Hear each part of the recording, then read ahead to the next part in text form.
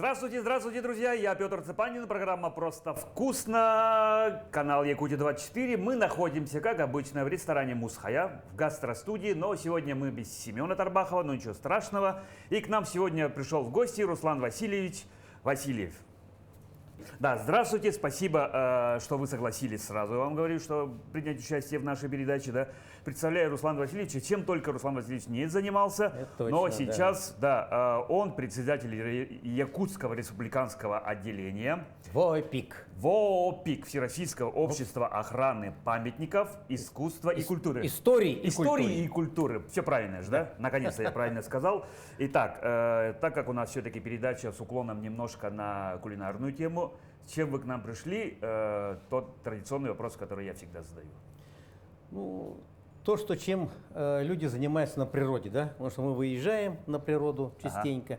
Ну и всегда занимаемся обязательно шашлык там, да? Так. Плов это все готовят. Ну, я в последнее время там стал заниматься более простыми вещами. Мне больше по душе такие вещи, когда все заложил в казан, все продукты, Так. закрыл крышкой на огонь, и ты можешь целый час быть свободным. Ага. В течение часа все это готовится, и потом только ты уже Ну, то есть мы, получается, вариант, который будет плиточный, ну вот кухонный, да? Да. Хорошо, Это, как называется блюдо? В общем, так вот называю хашлама по-якутски. Хашлама. Потому что если там берется за основу там баранина или там телятина, но мы берем жеребятину. И все, что есть под рукой. Нашу якутку. И все, что есть под рукой.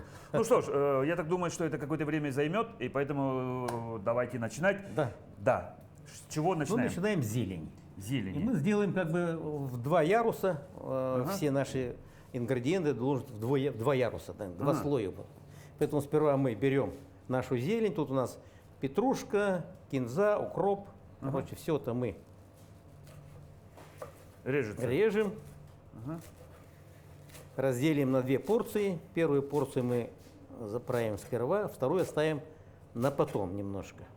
На сервировку, можно сказать, да? Нет, это второй слой. Сверху. На второй слой. Все. Первый слой у нас ложим сюда. Так, здесь, да, наверное? Да.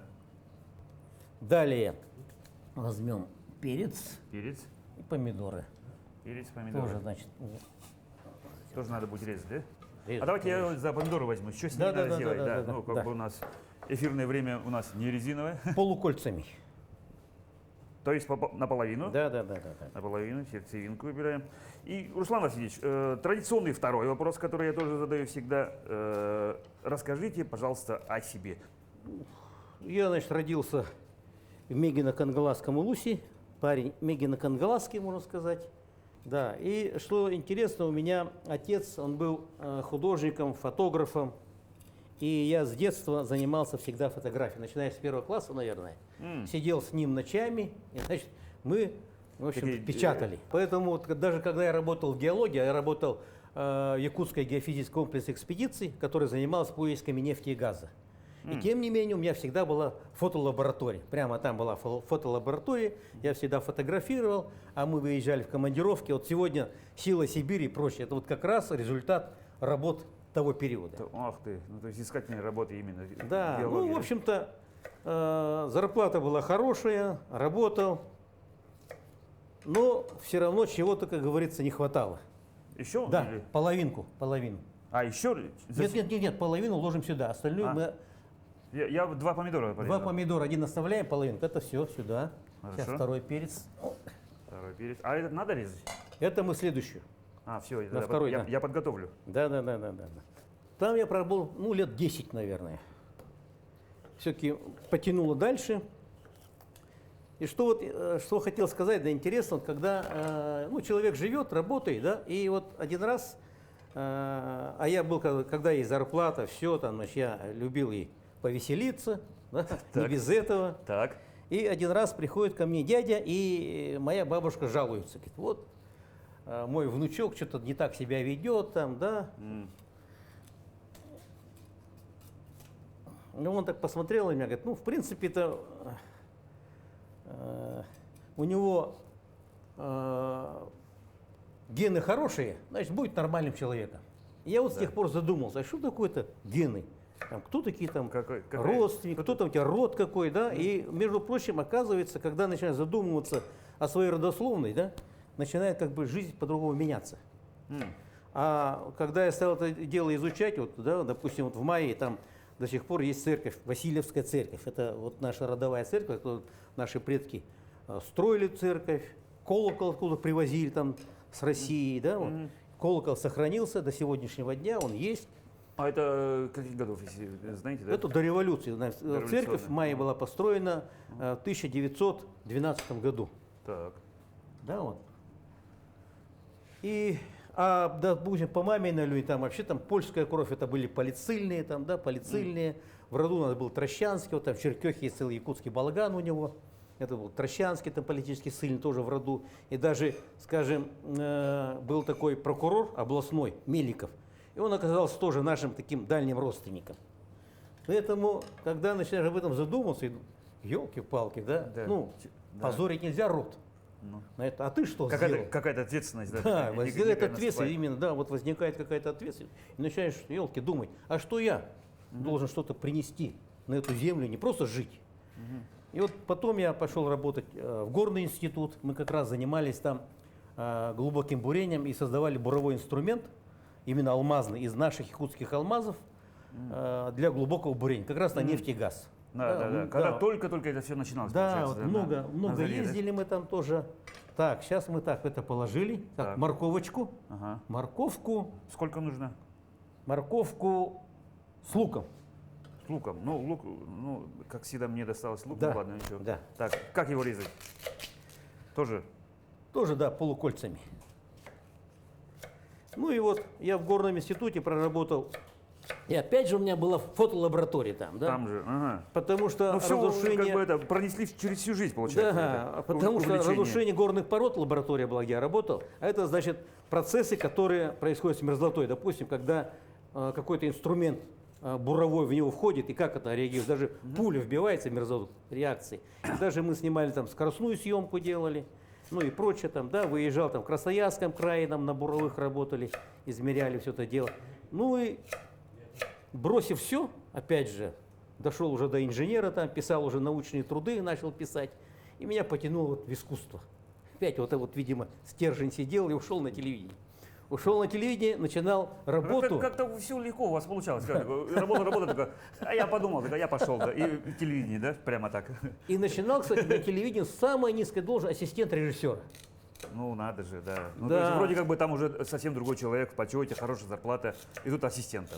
Это И же буквально, сложный же выбор, наверное. буквально, да, конечно. И я, в общем-то, благодарен своей семье, вот своей супруге, которая, в принципе, ну, могла другая сказать, да пошел ты. Да, ну это Ну, что такое? Вроде типа, зарплата была хорошая у тебя, Ага. все там, да. Да, вот я так и разменял ушел. шило на мыло, чуть ли не Да, так, да? ну я в течение- Можно подумать. В то время, чтобы стать режиссером, наверное, уходило ну, около 10 лет. Ну, то есть учиться, да, Да, самообразование. потом, да. А я как-то поднялся буквально в течение года, уже был режиссером, да, потом был Хорошо. уже, Еще надо или достаточно? так, наверное, достаточно. Теперь Хорошо. вот давайте мясо сейчас мы. И мясо, ну, мясо вот уже мясо, сами, да, да. она уже подготовлена у вас. Да. Чуть-чуть, видимо, порезать надо, да?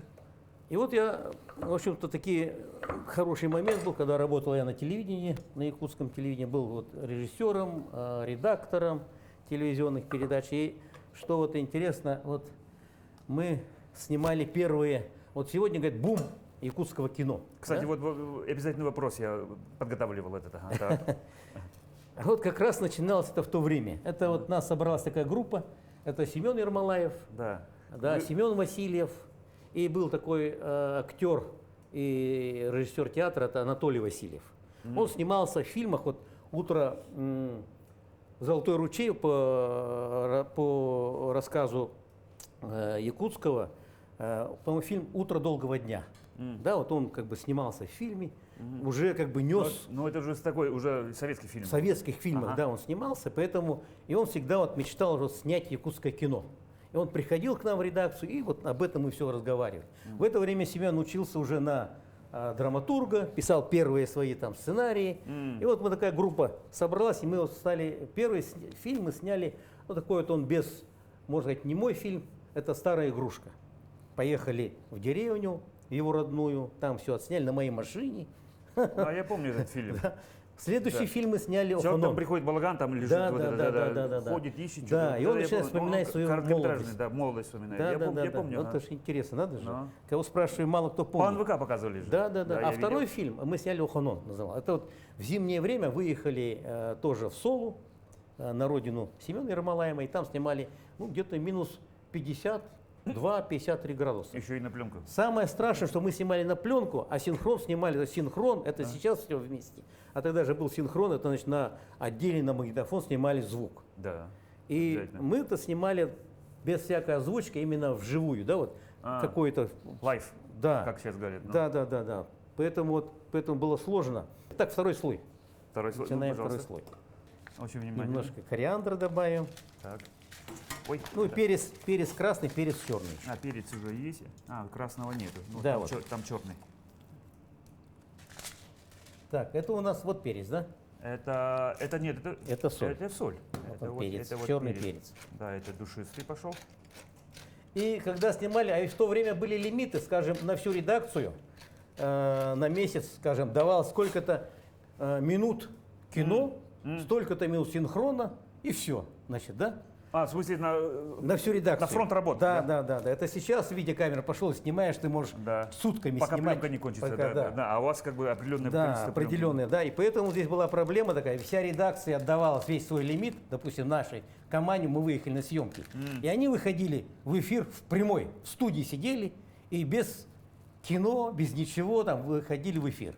Поэтому здесь была такая действительно ответственность, когда весь коллектив смотрит на тебя и говорит, вот мы же отдали все тебе.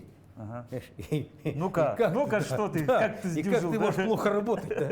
Конечно. И мы начинали, ну, снимали, ну, в принципе, это неплохие фильмы получились у нас. «Охоном», да, вот. Ну, самые первые, получается, Да, это истоки самые, якутского кино. самые первые фильмы, такое игровое кино, когда снимали, значит, съемочная группа наша, актеры наши, и весь процесс монтажа и прочего, до финиш, это все было здесь сделано. Если до этого ребята снимали фильмы, допустим, это со Свердловской киностудией, еще с какими-то студиями, вместе, да. да, Съемка была в Якутии, а монтажный период, прочее там озвучивание там, шло где-то там на тех студиях, то здесь весь процесс проходил здесь. Поэтому вот как бы вот был толчок, и, наверное, то, что зародилось вот это все, оно... Когда так пошло, Да, да, и вот сегодня то, что мы имеем, это вот мы имеем. Да? Что эффект снежного Да, кома, да, мы называем. Да, и вот, скажем, но тем не менее работа на телевидении, это как раз период перестройки начинается, это все там, да. А ведь тогда была очень сильная цензура, скажем, снимать нельзя было где-то с вертолета территорию. Значит, если попадалась там река, а это уже как бы место, можно географически определить, где ты снимаешь, то, значит, специальные службы КГБ приходили. Не нужно, все. Они говорят, это убирается, Так. это убирается. И даже когда писали сценарий, как даже передачи были, тоже все сдавали в дом печати, там были специальные люди, которые следили, с текста убирали. Это нельзя говорить, это нельзя. И, в общем-то, прямые эфиры, то, что мы сейчас с тобой говорим, просто так общаемся, да, вот, Да. казалось бы, там, да, без ничего, Да. вот, хоть о чем. Но в то время этого не было. Знаешь, все было прописано, твои вопросы, мои ответы, все проверялось, и что отвечать, что задавать нельзя. Микрофонная папка, которая Да, да, подписывается да, да, несколько совершенно человек. верно. Да, И всё мы это. там общаемся в студии, скажем, и говорим вроде бы Уже как бы без так ничего тогда, подготовленный, но очень хорошо подготовленный все уже, да, четко, там уже по сценарию все было пробито. Ну, были такие вот времена, никуда не денешься. Ну и вот это все, конечно, во времена перестройки это начинало давить, и я это не выдержал, хотел свободы, и я бросил все, значит, с телевидения, и ушел, ну, создал детскую киностудию, станцию юных техников. Ну и параллельно, конечно, я вот помогал Романову. Я у него был как администратор. И вот первый фильм «Серединный мир», вот начинали мы, я там ему помогал там снимать это все. Так, дальше мы. Лук есть, все, да, закладываем лук. Так, ну давайте я вам тоже так Да, помогай. помогаю. Слой лука, помидорки. Да, после этого меня судьба забросила уже как бы точно в кинематографию. Возглавил я тогда, меня пригласили, когда был комитет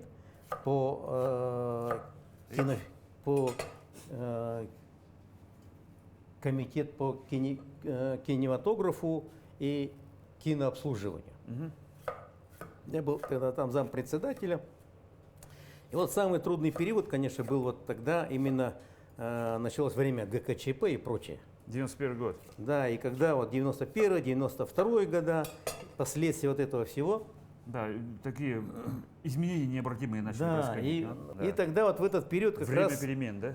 да, я как раз, кинокомпания только становилась, телевидение работало, и все-таки тогда мы сняли фильм совместный, вот Сахафильма и якутского телевидения, это «Сайлык». Мгм. «Сайлык» он снимался как раз на всей базе телевидения.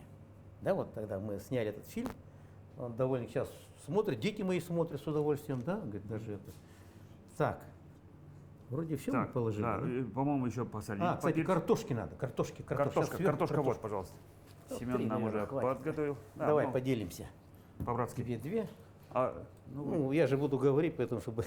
да, не, нормально, вы просто мне Ну, говорите. вот так вот, да, вот примерно такими. Вот. Тонко. Да. Ну, может, не так тонко. Мгм. Мы Ну щас- что, по-быстрому. Да, чтобы у нас время. И закроем сверху картошечки. И потом посолим.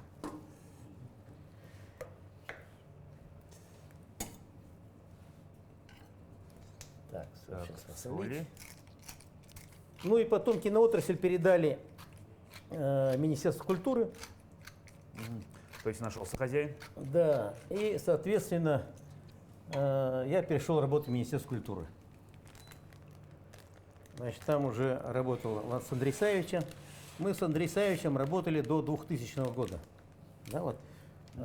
Все игры «Дети Азии», я был таким техническим директором всех этих игр. Мгм. Все идеи Андрея Савича, которые он Обеспечение. замысливал, да. И я вот как раз работал с предпринимателями. Ну и все, в принципе. И ждем. всё, ждем. Крышкой закрыто, крышкой. Брикс. Нормально, Пойдет. нормально. всё. Отлично. Чем есть? Ну и вот так мы с Андреем Савичем, ну и вот я уже начал подходить к предпринимательству, да, вот. Мгм. Да, что ну я то есть всегда- получается же вы как бы себя показали, дети Азии, все техническое обеспечение. да. Там даже был такой интересный эпизод, скажем, когда по задумке Андрея Савича там должны были войти всадники на этих Колесницы, во. колесницах, да. И, значит, думали, как это сделать. Мы, значит, поехали в Хатасцы, значит, к ребятам, к фермерам, которые занимались сенокошениями, прочее, у них грабли конные. А, ну вот эти, да. Да, мы их Ну, попросили, чтобы эти грабли убрали, а Ага. эти колесницы передали нам Так. на короткое время. Да. И мы эти колесницы... Аренда, Да, совершенно верно. Мы, значит, их перекрасили. Ребята там тогда вот... Ариан Ермолаев тоже был молодой еще совсем, да, сегодня уже мэтр такой он.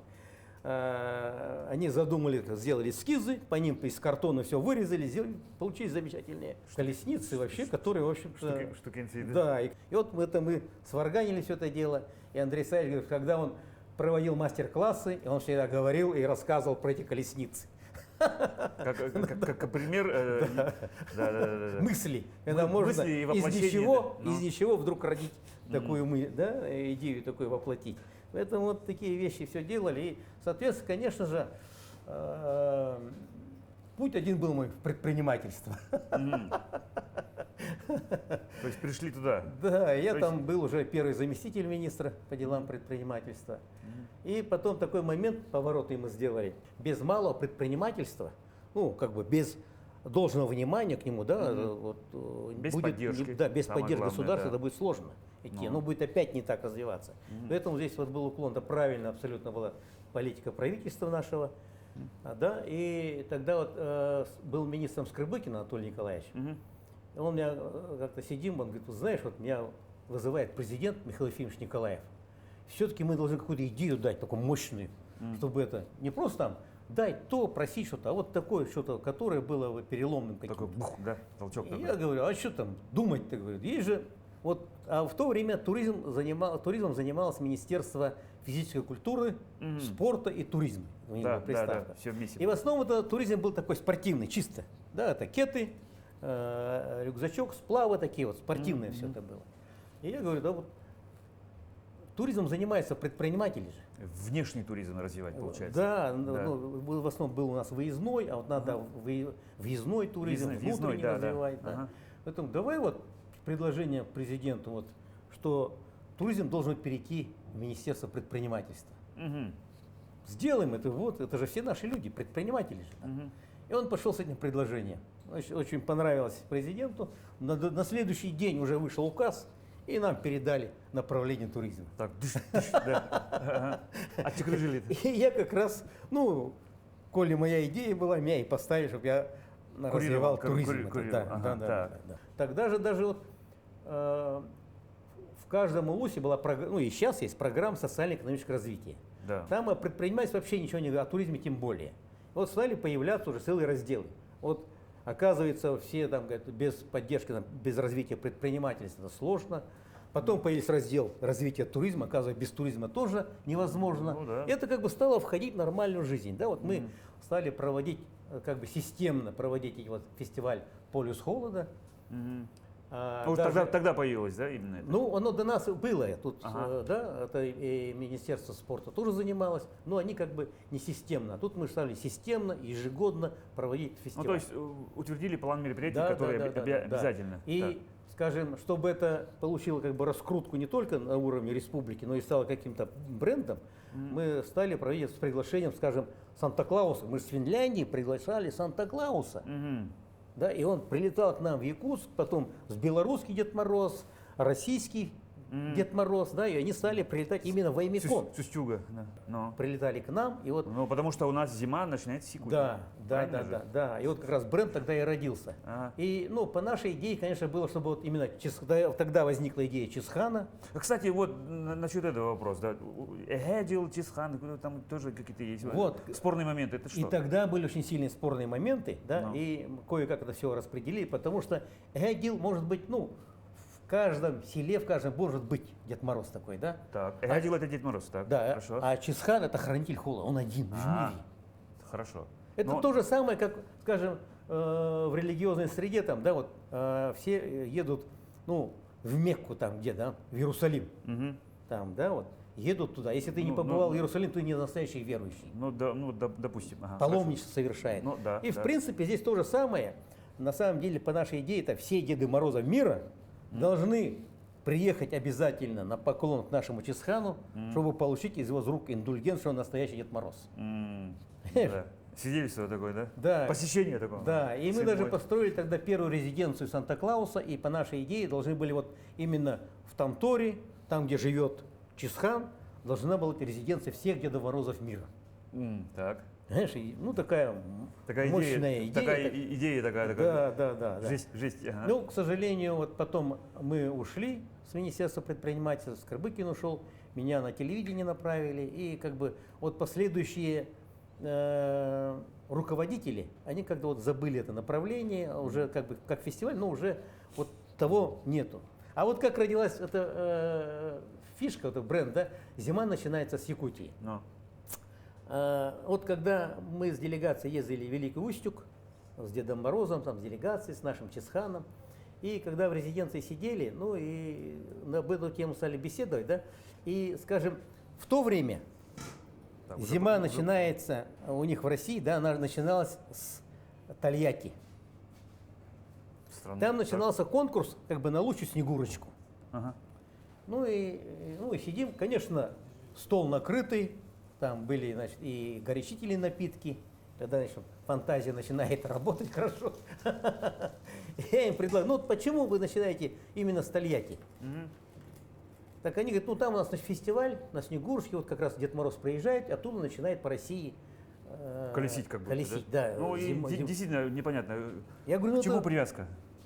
непонятно, говорю. А вот если он приедет в Якутию, встретится из рук Чисхана, получит холод, этот холод начинает по всей России движение. Да, ну вот так и потихоньку. зима движется как раз с полюса холода по всей России. Ну, собственно, как и должно быть. Ну, исторически, ну что Да, делать, да? да. Им Мы же не да- виноваты, что мы здесь Им живем. понравилось это дело, и действительно вот с тех пор Дед Мороз, всероссийский Дед Мороз, начиная свое турне с Якутии. А, Но тогда, в то время, мы его возили в Тамтор, именно в резиденцию ну, Чисхана. понятно. Ага. Он должен был там встречаться с Чисханом, получить у него символ холода, и зиму начинает движение. Но до этого все время было в Тольятти. Да, знаете, вот.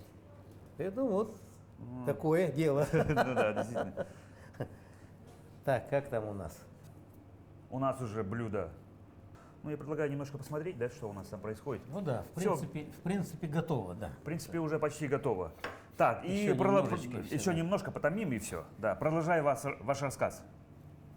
Ну вот, отработав в Минпреде, ну и, значит, произошла встреча у меня в Москве. Впоследствии это был как раз Штуров, Егор Афанасьевич Борисов. Втроем встретились, и они мне предложили вернуться в НВК «Саха», возглавить. Хотя у меня были планы другие, но подумав, ну я сказал, ну ты же там работал, ты же знаешь, да. Всю кухню. А НВК надо поднимать. Ну, я согласился. Мгм. Я согласился. И тогда мы вот провели изыскательские работы. Можем ли построить еще этаж, М, студию добавить, там как раз это все планировали. На расширение. Да. Вот то, что сегодня вот есть, расширилась студия. Тогда мы это все об этом планировали, это все. Ну и, в принципе, после этого я уже в 2009 году где-то я ушел. Ну и Ой, пахнет вроде. потом уже, замечательно. проработав в мэрии, там, да, в торгово-промышленной палате, прошло, ну я всегда как бы занимался, вот, и любил историю, там, да, вот, работая в мэрии, мы там пытались с Сашей Дьяконовым защищать наши объекты, там, прочее, там, да, всегда об этом писали, говорили, там, даже вот усадьба Мигалкина, вот там, где экспоцентр сейчас находится, Да. в принципе, тогда как-то сижу, Саша Дьяконов приходит ко мне и говорит, вот ты знаешь, этот дом под угрозой сноса, Мгм. дом Мигалкина. Вот Федоров будет строить там, значит, экспоцентр, а этот дом под нож. Как так? Минкультуры пошли там, давай, ребята, нельзя, надо ставить там. Я к Заболеву там пошел. Ну и все-таки общими усилиями, там не только мы, но и общественность поднялась, там, да, все это дело. Мэрия выделила землю по Чучур-Муранам. И, Они стоят. слава богу, это сохранили от физической утраты. Да. Поэтому тоже как бы я был уже готов к своей новой деятельности. То, что сейчас непосредственно занимаетесь, да. Каким-то образом коснулось, и вы уже начали получать. Да. И вот как раз и то же самое родословие, как бы с историей связано, да, вот память, как бы такая генная память, плюс занимались теми домами, сохранением. И как бы естественно я вошел в IPIC, а он тогда в IPIC в свое время был создан в 1967 году, Ух ты. и одним из основателей был Дмитрий Иконович Сорон-Малон. Мгм. И он, в принципе, первый организовал такое волонтерское, это сейчас мы называем, а тогда было общественное движение по сохранению объектов деревянного зодчества. Да, вот, благодаря ему возникли несколько музеев под открытым небом. Такие как, Сотенцы, в частности. в Сотенцах музей Да. дружбы, Я в Чертёвский 90-е годы музей там был, политической да. ссылки. Да, Да, вот Чертёв, это, да. когда он смог собрать эти дома в одном месте, и благодаря этому они сохранились. А так бы просто были бы утеряны. И, к сожалению, когда советский период закончился, началась перестройка, и это не только беда, скажем, у нас в республике, во многих регионах России эти общества, региональные отделения просто закрылись. М. То же самое произошло и у Ну, нас. то есть страна переживает Да, переходный период, никому нет дела. Ну, И общество не да. вписалось просто Да, вот да, в новую, да, да. как бы в новую В новые парадигму жизни, да. В новые реалии, ну. Да, и оно было как бы вот все, закрыли это дело. И в 2015 году мы воссоздали это общество, и меня, значит, туда общим собранием, проголосовав, избрали председателем Председателя. совета. И вы Да, до вот сих пор там. с тех пор я все это председатель.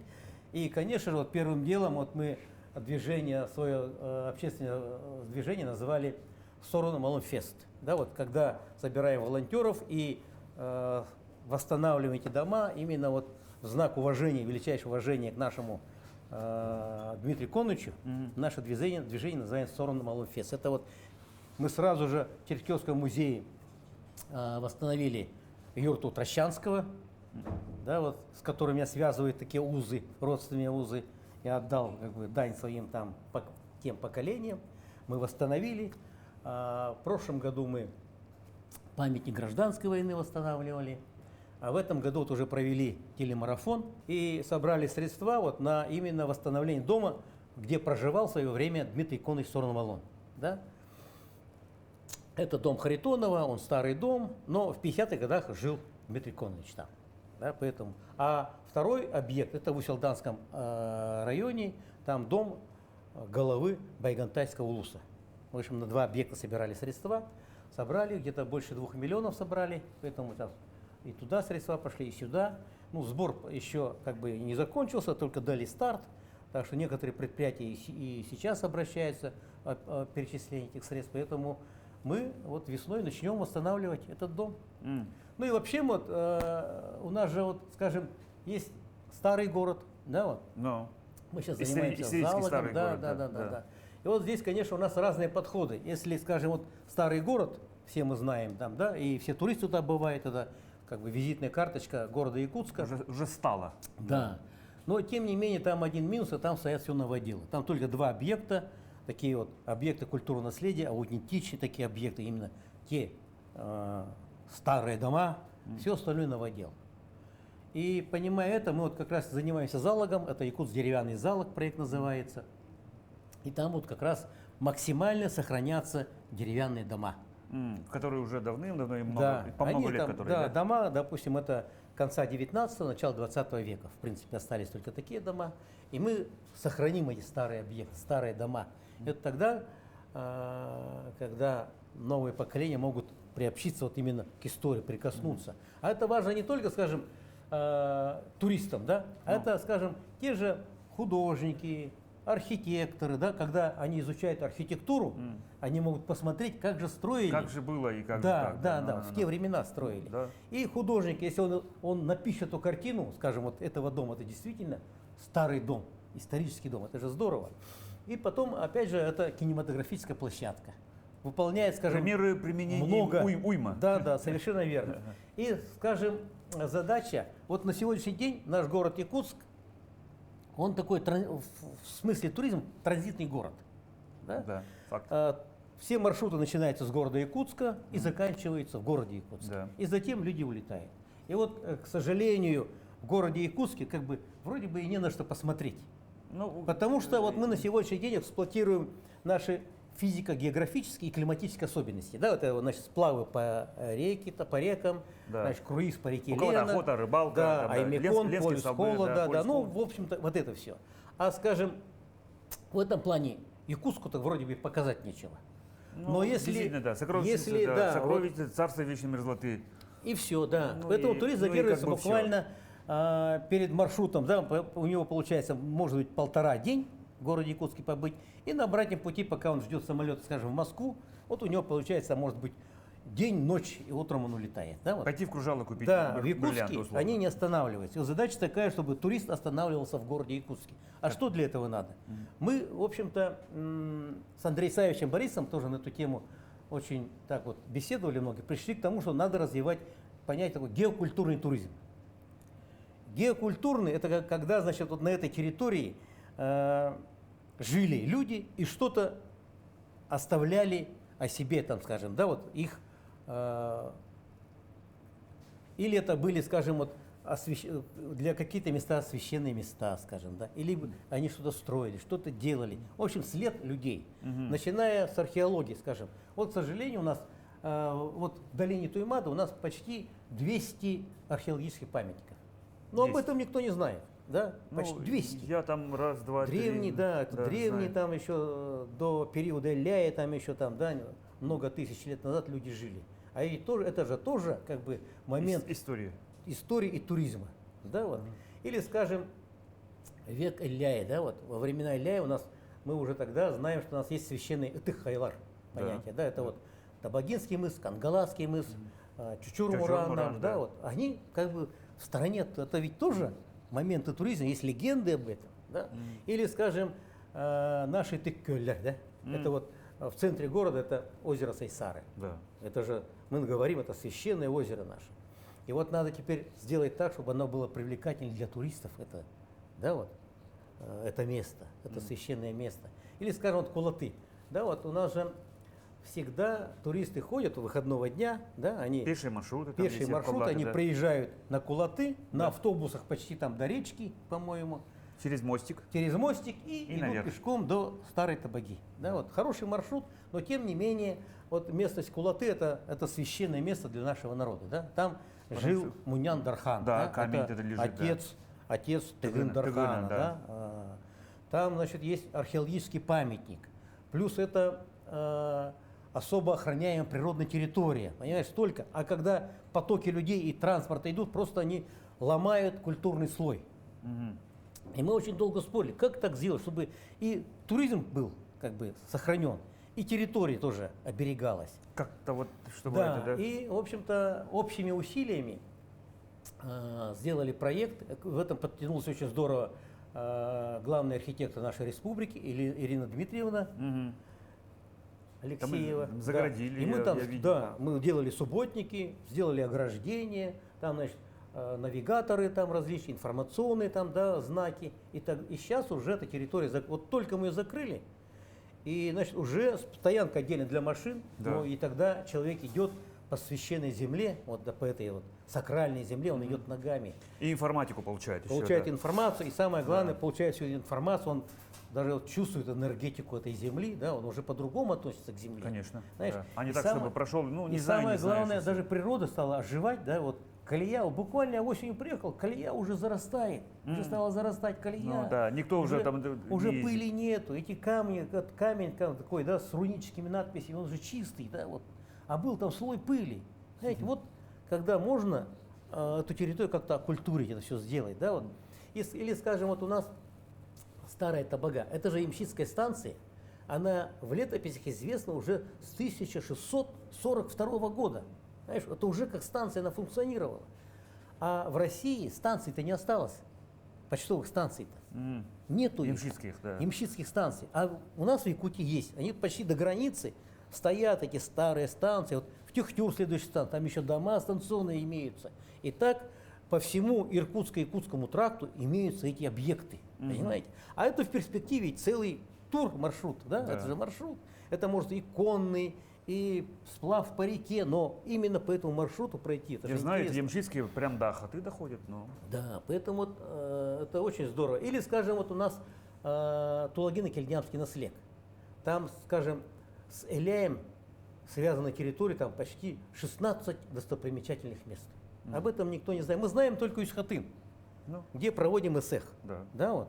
А если вот эти территории, а вот ведь у каждой территории своя легенда есть. Да. Почему именно там? Ну, не каждый Да, знает. что он там сделал, да, вот, да, какой ритуал провел там, да, это все. А если это мы будем воссоздавать там историческую среду и, скажем, строить якутские дома, якутские балаганы, они как бы, чтобы можно было и в них ночь провести, да, и прикоснуться к быту, скажем, тот же коневод, там же и коневоды есть, там, да, а сделать их базу в виде усадьбы якутской.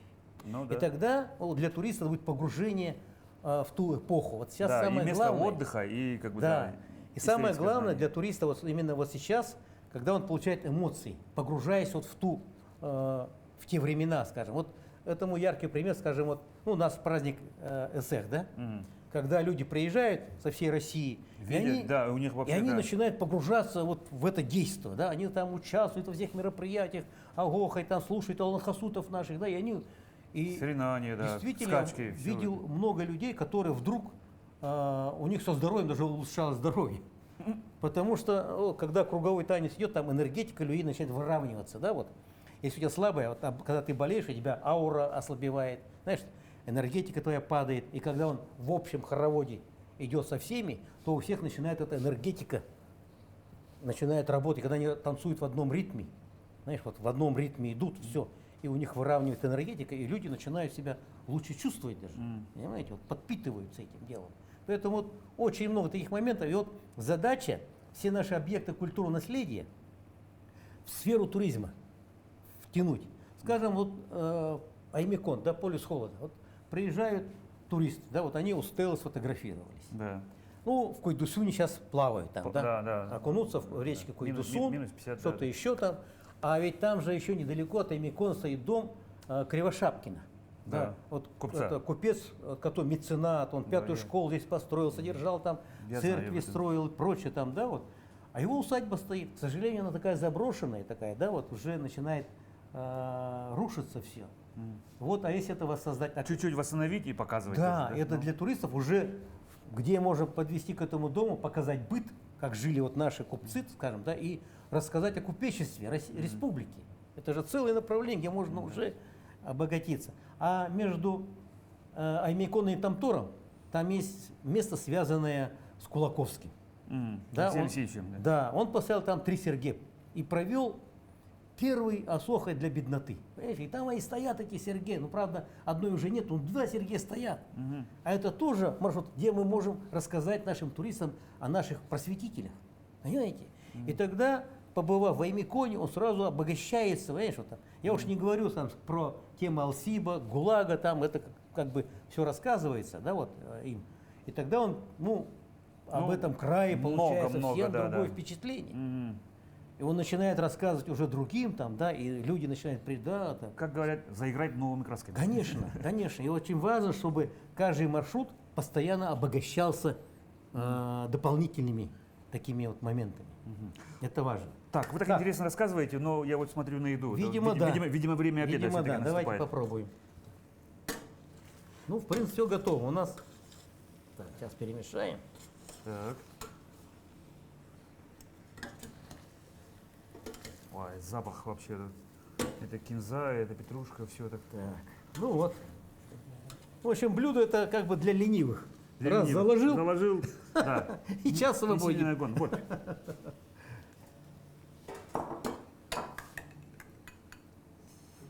Так, А много не нужно мне. Слежу за формой. да. Так. Так. И вот ребятам покажем. О, смотрите, какая у нас красота получилась. Благодарю Руслану Васильевичу. Так, вот Так, это я мы уже... берем, Ага, снять с огня, а это я выключаем. Так, выключу. ложка есть, да? Ну, у меня вилка есть. Вилкой можно. Ну давайте что, попробуем. приятного нам аппетита, Руслан Спасибо, Васильевич. да. Всем приятного аппетита. Не беспокойтесь, идем достанешь, мама. Класс. Ну, Ну как? нормально. Нормально? Ну, слегка, по-моему, переперчил. Да? Слегка. Ну, это для любителя. Я люблю остренькое.